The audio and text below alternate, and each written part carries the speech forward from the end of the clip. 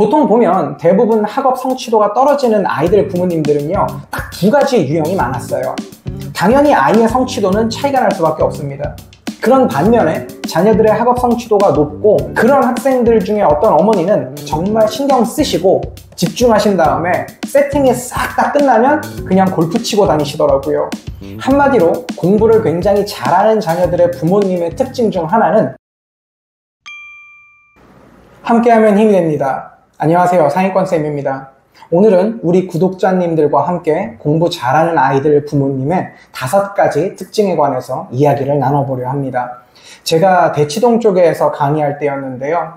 우선 쉽게 접근할 수 있게 구체적으로 제 기억 속의 학생들과 그리고 어머님들을 예를 들어서 말씀드릴게요. 우선 말씀드릴 이 학생은 한국에서 학교를 마치고 콜롬비아 대학교로 진학을 했고요. 계속 공부하고 있고 박사과정이에요. 본인의 목표는 교수를 하는 게 우선의 목표라고 하더라고요. 그리고 또 한 학생은요, 서울대 전기정보공학부에 진학을 했었고요. 고등학교 때 로보틱스 쪽에 굉장히 관심이 많았어요. 미국의 로보틱스로 유명한 교수님 계시죠? 그분을 보면서 성장했었는데 결국엔 지금 버지니아 공대에 가 있다고 들었어요. 어느 정도 성공한 학생들이죠. 그런데 이 친구들의 어머님들 특징을 보면 굉장히 헌신적인데 단호했어요. 그리고 나름의 결단력이 있으신 분들이었죠. 물론 어떤 분들은 자녀의 삶과 내 삶을 분리하고 살아가는 전문직인 부모님들도 계시겠죠. 다양한 부모님들이 존재하시기 때문에 오늘 소개해드리는 분들은 좀 더 평범하고 일반적인 가정의 어머님들이었고요. 방금 언급드린 그 두 친구들 외에도 소위 스카이나 의대로 진학을 했던 학생들의 부모님들의 특징도 제가 경험했던 것들을 토대로 지금부터 차례대로 하나씩 설명드릴게요. 끝까지 함께 해주세요. 우선 자녀에 대한 부드러운 통제력이 강한 좀 밀당의 고수 같은 분들이 많았어요. 보통 보면 대부분 학업 성취도가 떨어지는 아이들 부모님들은요, 딱 2가지 유형이 많았어요. 아이한테 완전히 휘둘려서 아이 생활 전반에 다 개입하시고 작은 일 하나, 공부하는 거 하나까지 일일이 다 개입하셔서 좀 바들바들 떠시는 그런 타입인 분들도 계셨고요. 또 하나는 완전히 자녀와 사이가 안 좋아서 엄청나게 싸우시고 늘 싸우는 그런 유형이 있었어요. 그런 반면에 자녀들의 학업 성취도가 높고 정말 공부를 잘하는 아이들의 부모님들은 다 그렇진 않겠지만 자녀에 대한 컨트롤을 정말 잘하세요. 심리적인 리드를 굉장히 잘하시고 아이가 왜 공부해야 되는지를 정확하게 뇌리에 새겨 넣은 다음에 적절한 보상을 잊지 않으시더라고요. 그런 학생들 중에 어떤 어머니는 아이의 학원 세팅에 정말 신경 쓰시고 집중하신 다음에 세팅이 싹 다 끝나면 그냥 골프 치고 다니시더라고요.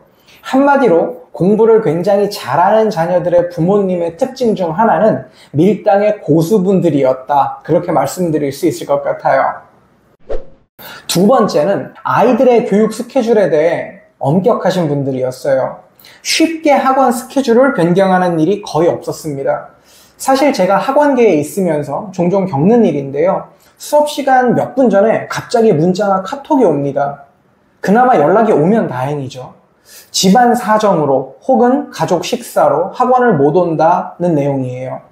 물론 가정 중심적인 거는 좋죠. 그런데 사실 수업이라는 건 하나의 약속이거든요. 그런 약속이 즉흥적인 계획으로 지켜지지 않는다면 선생님들 입장에서도 사실 그렇게 달가운 일은 아니겠죠. 그리고 학원이나 자녀의 수업에 대한 무게감이 그 정도시구나 라고 생각될 수밖에 없을 거예요. 일반적인 얘기가 그렇다는 겁니다. 그리고 못 오게 되면 아무리 보강 수업을 한다고 해도 학습 진도가 어그러지는 것은 피할 수가 없죠. 이런 게 어쩌다 한 번이면 또 몰라도 생각보다 종종 일어나는 일이에요. 그런데 그 부모님들은 교육 스케줄만큼은 정말 엄격하셨어요. 아이가 아픈 것도 심지어 정도와 상황에 맞춰서 웬만하면 보내세요. 약을 먹여서라도요. 아이한테 책임감이라는 게 무엇인지 가끔 보면 무서울 정도로 가르치시는 분들이 많았어요. 그리고 당연히 빠질 일이 생기면 미리 알려주시고 어떻게 보강이 이루어지는지 체크를 하시는 그런 분들이었어요. 그리고 세 번째입니다.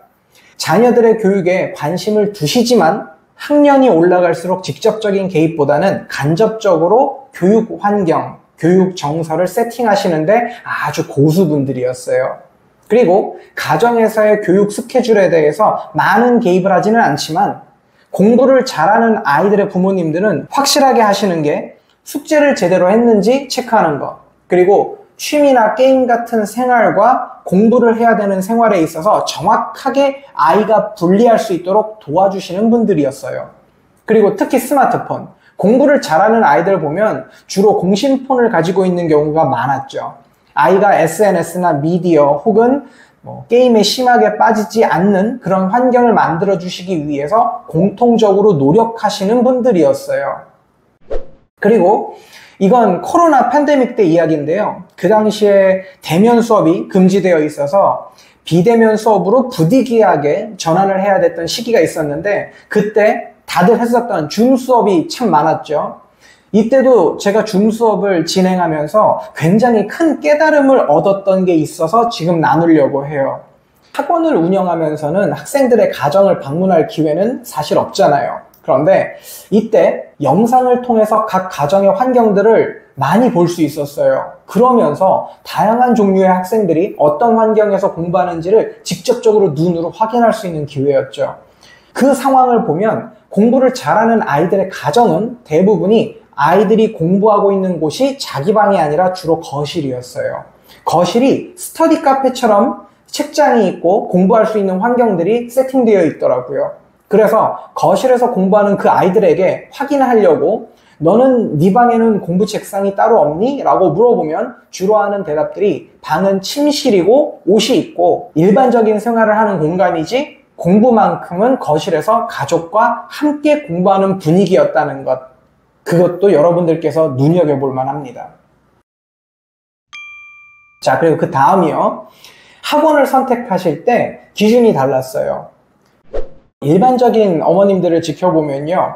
학원을 선택하실 때 기준이 전교 1등이 있는 학원, 혹은 잘하는 아이들이 다니는 학원, 혹은 옆집 어머니나 어머님들 중에 핵인싸분들이 이끄는 단톡방에서 전해지는 정보로 학원을 선택하는 분들이 많으셨어요. 근데 이 상위권 학생들의 어머님들은 좀 달랐어요.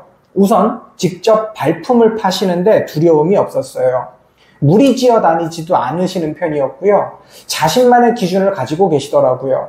더 정확하게 표현하자면 내 자녀에 대한 파악이 이미 되어 있고 거기에 맞춰서 적합한 학원을 찾아다니시는 편이었어요.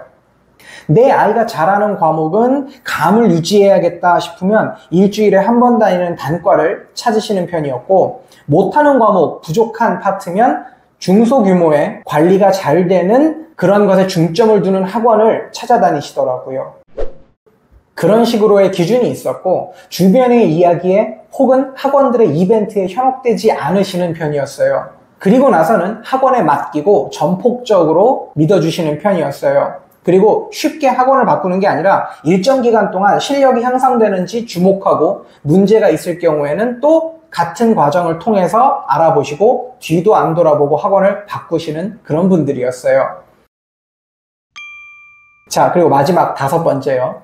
자기 자식에 대한 객관화가 굉장히 잘 돼 있는 분들이었어요.